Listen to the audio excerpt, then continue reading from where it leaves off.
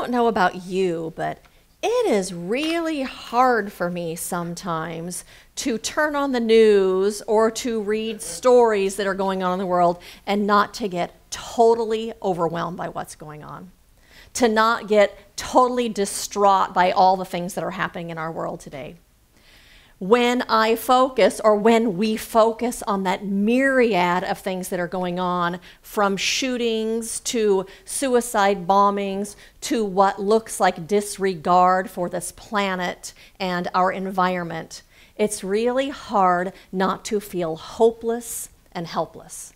And I think it's really hard not to feel like we've had the wind taken out of our sails. Well, I read an article this week that I really liked that I'd like to share with you. And it's called "We Were Made for These Times" by Clarissa Pinkola Estes.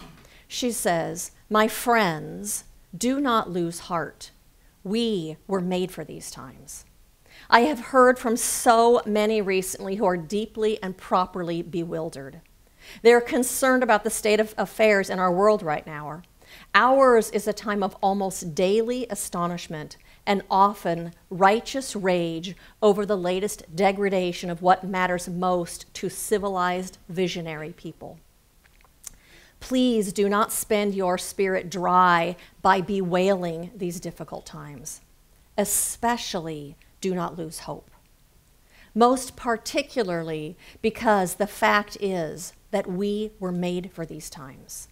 Yes, for years we have been learning, practicing, been in training for, and just waiting to meet on this exact plane of engagement.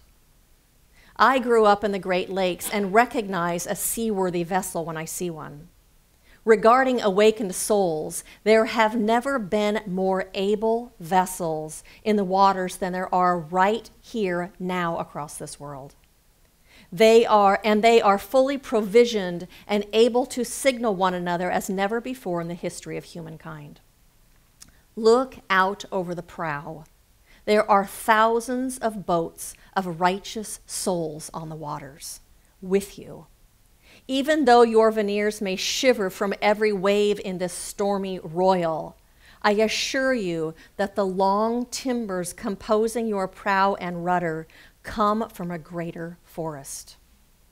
The long-grained lumber is known to withstand storms, to hold together, to hold its own, to advance regardless.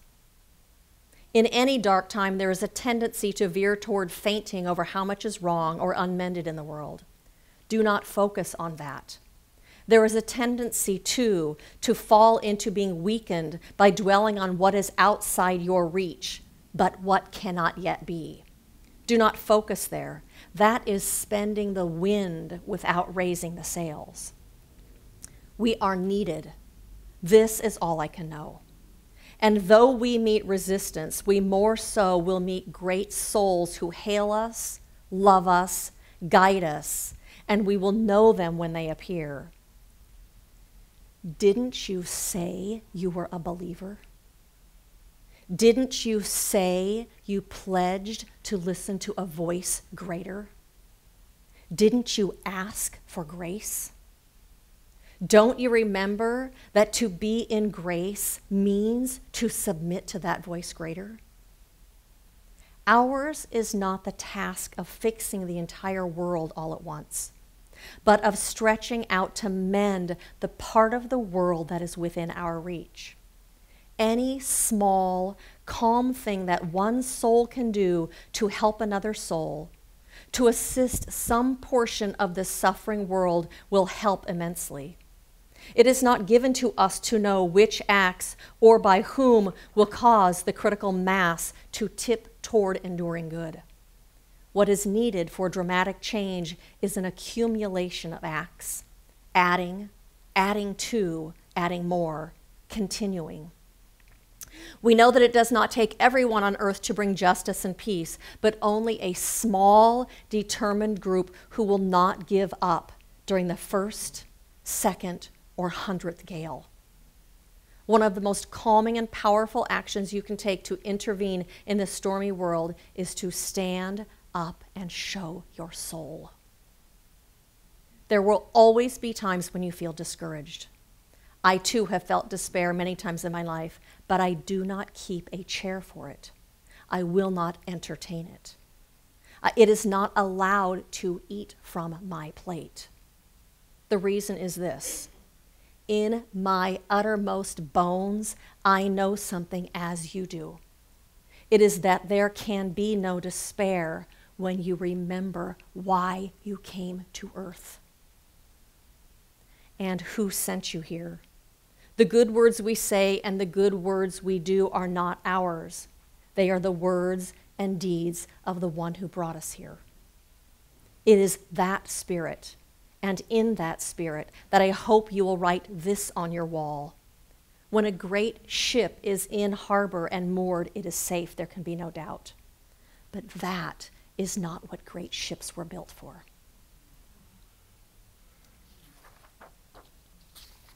And so the title of my talk today is Leaving the Harbor. And I'm talking about what is being asked of us in this world today. I'm talking about what we are being called to be and to do in this world today. I'm talking about standing up and showing our souls. I'm talking about listening to that voice greater that lives within each one of us. I'm talking about lifting our sails, and then in that consciousness of peace and of love and of wholeness and of good, taking that consciousness out into the world. I'm talking about when we watch the news or open up our phone and read the latest story or the newspaper or whatever it is that you do, and then in turn feel hopeless or helpless, to know that that is your soul calling you to remember the truth. To remember and to know the truth that there is a presence and a power of good in this universe. There is a presence and a power of good within each one of us and within everything.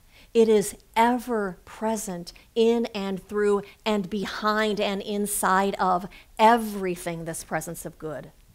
And then to be that consciousness of knowing that truth and to take that into the world as you go out into the world. And so this week I was watching some videos of Ken Gordon, who is the spiritual leader of the entire Centers for Spiritual Living. And he's been putting out videos because, as you know, there are themes that ministers can follow along with. And we're actually not doing that theme that he was talking about, which is accountability. But what he said at the end of that video was that he watches the news. And every time he does it, he gets tweaked and he gets angry. And he has to go and sit down and pray and meditate, because he says, this is not what I stand for. This is not what I believe in.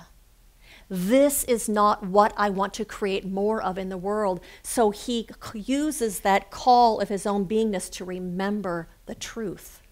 The good is here. It's right here all the time. And so there's so many things that I like in this article that I just read. And one of them is that I too have felt despair many times in my life, but I do not keep a chair for it. I will not entertain it. It is not allowed to eat from my plate. It is so important in this time that, as overwhelming as things seem sometimes, to not get drawn into and drown in your own despair. It is so important to recognize and to realize what we see going on is not the only thing that's happening. That there is a bigger picture that we can't see. That this material world is not the only thing that exists. I don't know about you, but I know I've had so many times in my life where it seems like things have fallen apart. A relationship has ended, and all of a sudden, my life has been turned upside down. This is not what I planned for. This is not what I expected. Every single one of those things in my life has turned out for the best.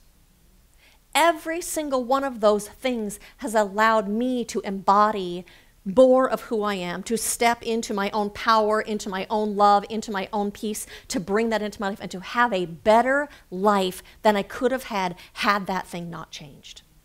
Does anyone in this room have that experience? Regardless of how horrible it looks at the time, that it's taken you to greater good? Guess what? So is this. And so it's important to stop then and recognize and remember that in this universe, there is an infinite power of good. That it is the one power in this universe. And so will you say that after me? In this universe, there is an infinite power of good. In this universe, there is an infinite power of good. It is the one power in the universe. It is the one power in the universe. There is a power of good. Not just a power for good, but it's a power of good. It is the good, and it is everywhere present. It is always present. As you've recognized in your life, it's always present everywhere. And so good is the very nature of life. And our consciousness, our focus and our attention and our belief becomes the conduit for that good to flow into our lives. Or it blocks that flow of good in our lives when we don't believe in it, when we get into fear, when we get into doubt and don't believe. We block the flow of that good from coming through us and into the world. Somehow, when we focus on that, we become a conduit, not just for it to express in our lives, but for it to express in the world in a greater way. And so one of the core beliefs of all new thought movements, which is also one of the core concepts in the science of mind, says that there is an infinite power and that all conceivable good is eternally available, that it is ready to flow into human experience. Through some cosmic process, this flow of good is activated and or increased by human belief, faith, and acceptance. I don't know how it works, but I know that it does work. And when we become open, it comes flowing in because it's already always been there. And so we live in that kingdom of God now. All the good that exists is here now. All the peace that there could ever be is right here. All the love that could ever be is right here available. Harmony already exists. Peace already exists. And when we align ourselves with it, we create an avenue for it to flow into the world. And so our focus and our attitude and our beliefs focus what happens in our lives, but it also our focus affects what happens in that greater world because we are all connected, because we are all part of that energetic field together, and what happens in one place affects all of it. We're all connected together. And so what we focus on, though, is what we experience. You ever notice, let's say that maybe you're not feeling well and you're focused on how lousy your throat hurts or how bad your back hurts, and it's all you can feel and all you can focus on? But if you do something to distract yourself, if you watch a movie, watch TV and get really involved in it, or if you go to the movies and watch a movie, pretty soon you don't even feel the fact that your back's hurting anymore. And I know even greater than that, I can't tell you how many times in my life I have felt like I was starting to get sick, where you get that itchy thing in the back of your throat, and didn't want to go to class. I was taking some class at church at the time and went ahead and went. And by the time I left class, it was gone and I never got sick. That has to have happened to me at least a dozen times in my life. Focusing on the truth. There is an infinite presence and an infinite power, an infinite intelligence, a presence of good that is here in this situation now. And so in the Science Mind textbook, Ernest Holmes speaks to that. He says, healing and demonstration take place as our minds become attuned to the truth of being. Not attuned to the material world and what's going on, but attuned to that invisible realm of truth. He goes on to say, the one who wishes scientifically to work out his problems That means through spiritual mind treatment, through scientific focus. The one who wishes to scientifically work out his problems must daily take time to meditate and mentally treat the condition, no matter what the apparent contradiction might be. We can't just do it once. We have to do it on a regular basis so that it keeps our belief immersed in that, so that we know that good is present here. Peace is here also. Love is here also, so that we can remember that when things are trying. But you know what? It doesn't mean that we don't pretend that what happened happened. It doesn't mean that we don't pretend that we just pulled out of the Paris Agreement. It doesn't mean that we pretend that the suicide bomber didn't kill those people. But what it means is that in the midst of it, that we stop and we remember that there is more than this material world. That this is not the whole of what we're seeing. We stop and remember that this material world is not a done deal. It is still in process of creation. And this is a moment in the creation of what we are creating this world to be. We stop and remember that we are creating the world by our consciousness in part, not just by our actions. And so in the Science of Mind textbook, Ernest Holmes also says, wherever the image of thought is set, there the power to create resides. God if thou seest God, dust if thou seest dust. Can we see good where evil appears? Then we can remove the evil. When we bring a lamp into a darkened room, where does the darkness go? It never was a thing of itself, merely a condition. And we have power over conditions. He goes on to say, by merely bringing in the light, the darkness vanished into its native nothingness. This is the power of a reality, capital R reality, over seeming opposition or apparent separation. As we know the truth with a capital T, we become a conduit for it to express in a greater way in this world. And so that means then when you read that story, when you hear that thing that seems overwhelming, you stop and you turn within and you remember good is at hand, even here, even in this. That good is the power in this universe. The word good means God. If God is present, then good is present. And so will you say that after me? Good is at hand, even here. Good is at hand, even here. Good is the power in this universe. Good is the power in this universe. And so as we open to it, we invite it into our lives. As we turn to it, it turns to us. That's the way that it works. So we affirm and we know that good is working and unfolding itself in this situation, even when we can't see it. Even like when you couldn't see it when that relationship ended or that job ended or whatever happened. You couldn't see the good then. Now, in hindsight, you go, oh my God, the good was unfolding itself. So in the midst of what's going on in the world now, you go, the good must be unfolding itself here also, because that's the nature of life. The nature of life is to evolve, to unfold in greater and greater ways. This is part of the evolution of humanity. And so we stop and we recognize that good is working in this situation. It's working in and through everything. And then we rest and trust in that. And yes, you can still write to your congressperson. And yes, you can still make phone calls.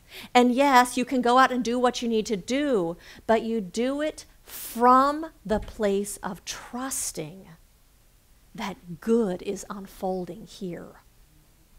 And you're knowing that, and you're writing the letter, and you do what you do is one tiny piece of that good unfolding. Think about how many people all over the world have some focus on that thing and are doing something to forward the movement of the good in this world. It's happening from so many places that we can't see. So the nature of life is to evolve, and this is a part of that evolution. The world is asking you to play your part in this. The world is asking you to assist by means of your consciousness. The world is asking you to assist by your consciousness of peace and of love and of unity and of oneness and of good, to know the good is here. You were made for these times. And so did you know that an eagle actually knows that a storm is coming before the storm starts?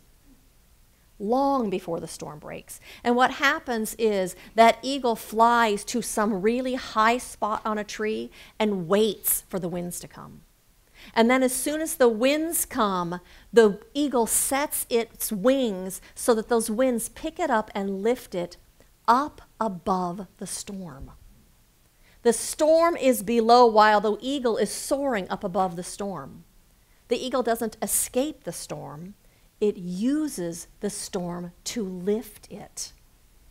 It rises on the winds that bring the storm. Let this storm lift you into your next step in your own spiritual evolution, in the next step for humanity's spiritual evolution of which we are a part. One of the other things that I love that she said in that article that I read to you was, for years you have been learning, practicing, been in training for, and just waiting to meet on this exact plane of engagement. What have you been practicing for? What have you been training for? To be the presence of peace? Have you been practicing and training to be the presence of peace in your own life when things don't go the way you want them to or when things seem tumultuous?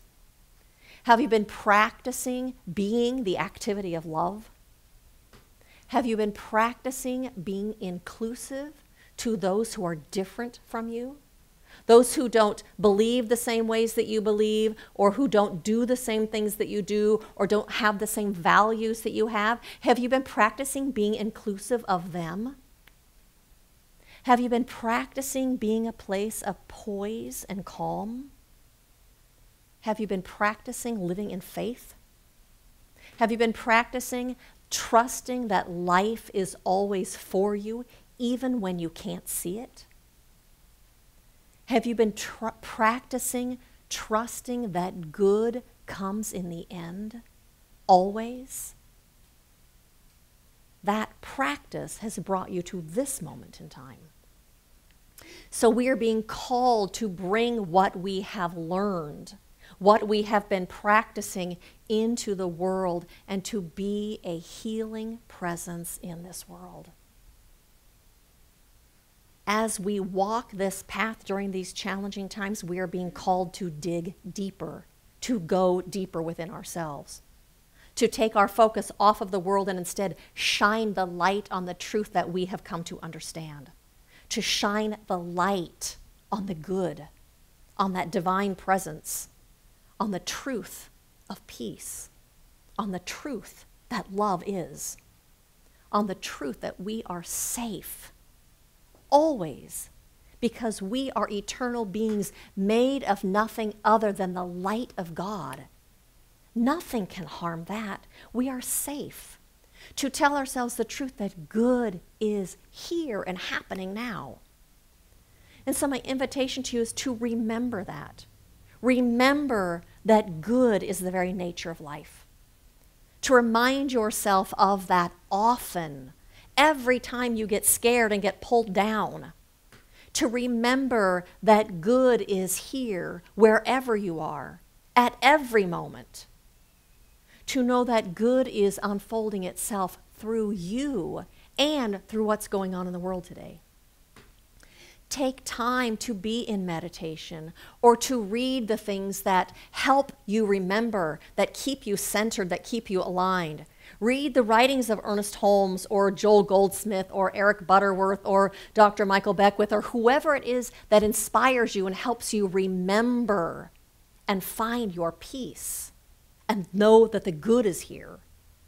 And to keep your feet on the earth and to keep your hands doing good works, to keep your heart with your spirit, and to keep your consciousness with God, with the infinite, with that presence of good.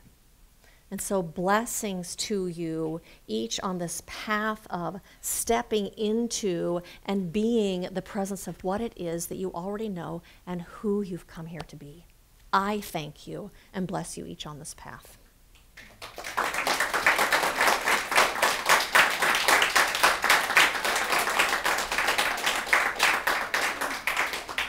And so I invite you to join me in a spiritual mind treatment, which is our form of affirmative prayer.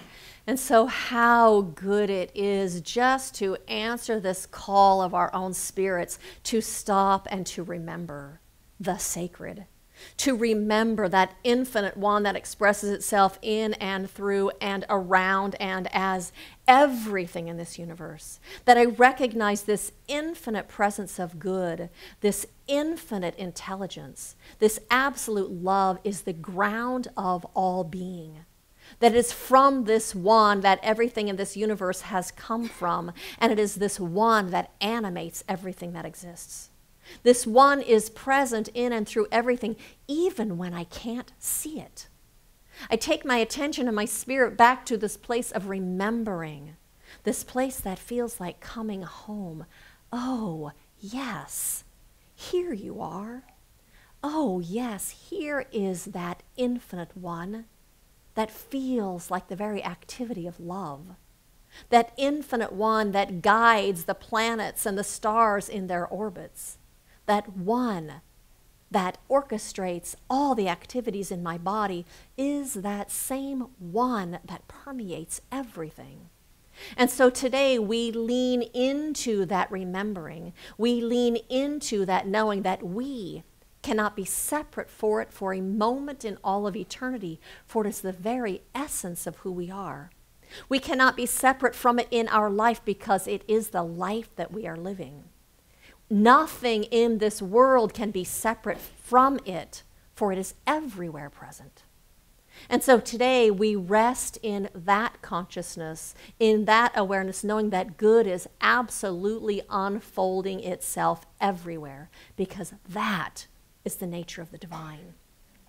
That is the nature of life. And so we lean into the good. We remember the good. I know that that good is permeating our minds and our souls and our bodies and our awareness right now. And so we take this light with us today and we shine it wherever we go, bringing that light as bearers of the light. We say yes to that call of the divine within ourselves, within our own hearts and souls, to be that light, to be that presence, and to see it wherever we are. And so it is with great thanks for this knowing, for this remembering, for this opportunity, for this truth that I give thanks. And so I release this word into that infinite law of the universe that says yes as we say yes. That is the very law of our being.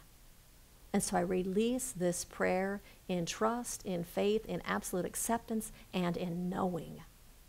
And I say, and so it is.